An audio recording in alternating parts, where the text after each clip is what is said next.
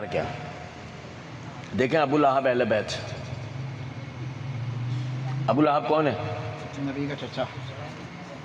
یار ایک تو یہ نا، یہ ہمارے بھائی سناٹے میں آتے ہیں، میں نے شروع کے اندر کہا جواب دیا کرو، ٹینشن میں کیوں آ جاتے ہو یار؟ بھائی ابو لہب کون تھا؟ چچا ابو لہب تھا نا یار، اہل بیت تھا. جی.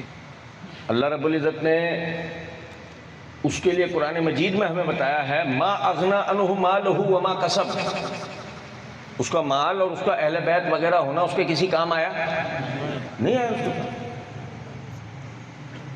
لیکن اللہ رب العزت نے جیسے کہ ابھی ہم نے پڑھا صحابہ کرام کا صحابی ہونا ان کے کام آیا نہیں آیا نہیں.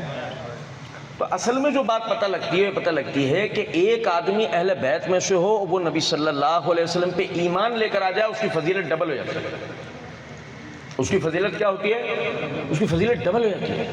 امہات المومنین کی جو فضیلت ہے نا، وہ عام صحابہ، اصحاب بدر وغیرہ عشرہ مبشرہ کی میں بات نہیں کر رہا، عام جو صحابہ ہیں نا ان سے امہات المومنین کی فضیلت زیادہ ہے. کیوں؟ پہلی وجہ یہ ہے وہ نبی کے اہل بیت ہے، دوسری صحابیات ہیں.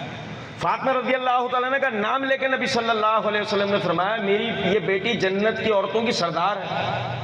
اب وہ اہل بیت ہیں اور ان کی یہ فضیلت ان کو عام تمام کی تمام عورتوں سے جدا کر دیتی ہے. ایسے ہی ہے نا. تو صحابی اور اہل بیت میں بنیادی طور پر صرف یہ فرق ہے کہ اہل بیت گھر والے ہوتے ہیں، وہ کافر بھی ہو سکتے ہیں، وہ مسلم بھی ہو سکتے ہیں. لیکن اگر کافر ہوگا تو ابو لہب کی طرح کہاں چلا جائے گا؟ سیصلی نارا ذات لہب وامرأتہ. وہ کہاں چلے جائے گا؟ وہ اس کی بیوی جہنم میں. لیکن صحابہ سارے کدھر چلے جائیں گے؟ جن میں چچا حمزہ ہیں، جن میں چچا عباس ہیں، جن میں چچا عقیل ہیں، جن میں علی ہیں، یہ سب کہاں جائیں گے؟ یہ سب جنت میں جائیں گے. تو یہ صحابہ اور اہل بیت کا یہ ایک چھوٹا سا فرق ہے.